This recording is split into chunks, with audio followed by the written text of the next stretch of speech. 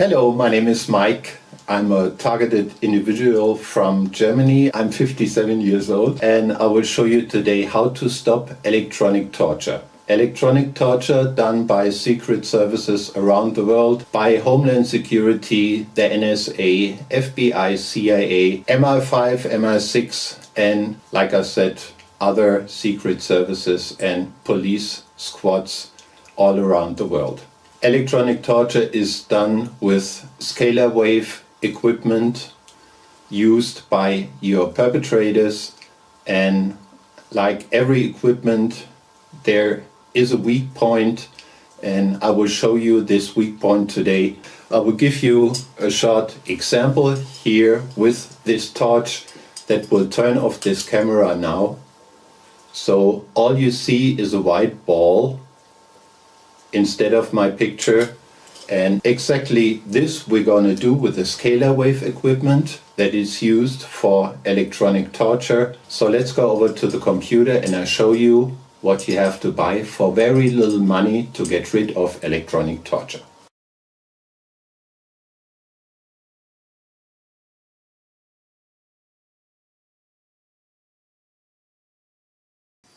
So basically what you need is a CVS Driver and a power supply for that.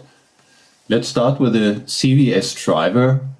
This is a device that produces scalar waves, and as you see here, it consists of a secondary coil and a resonance circuit, which is basically exactly the same what you see here on this photo of a Tesla coil. A Tesla coil is very large and nothing you want to put in your apartment, so the CVS Driver is perfect for your needs. So what happens when you turn on a CVS Driver?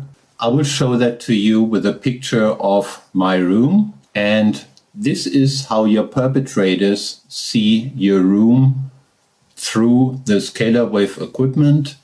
Now let's place one of those CVS Drivers on my desk, and this is what they would see if your CVS Driver is run by 12 volts and 5 amps on the power supply. On the next photo, you see the white ball, the invisible zone, on a 24 volts and 20 amps power supply.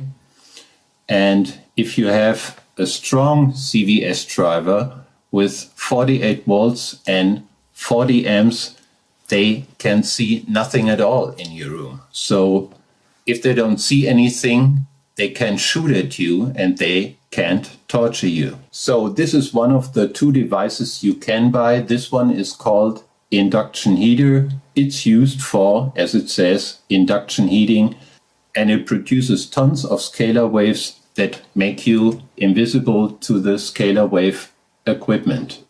When you turn on the induction heater, you can touch the coil.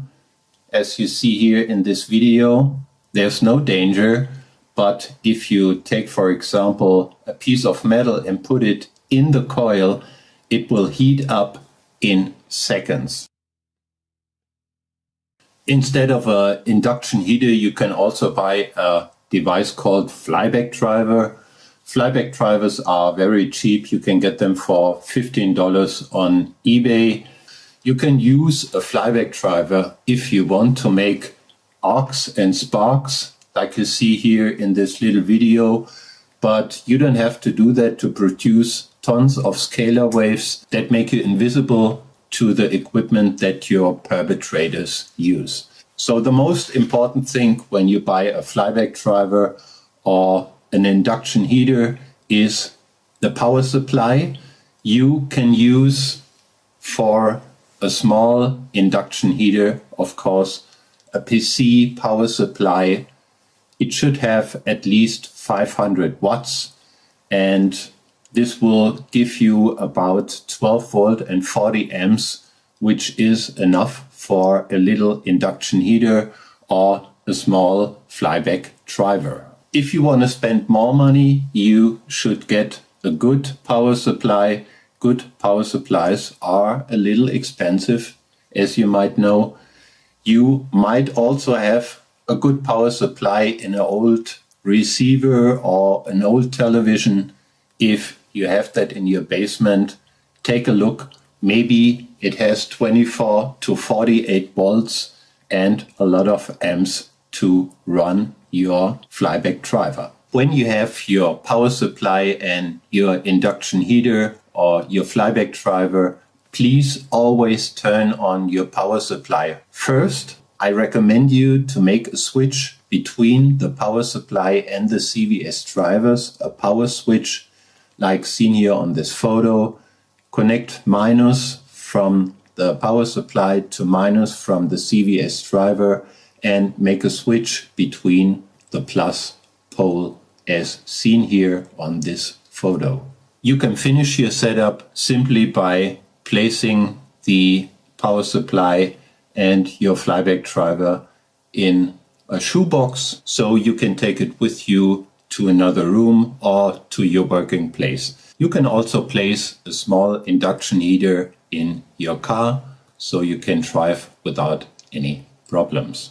Please be so kind and recommend this video to other targeted individuals, and you can also download this video and publish it on your own YouTube channel if you like, and you can also translate this video into other languages to make it available for targeted individuals in other countries.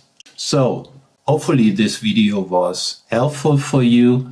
Thanks a lot for watching this video, and bye bye until the next time.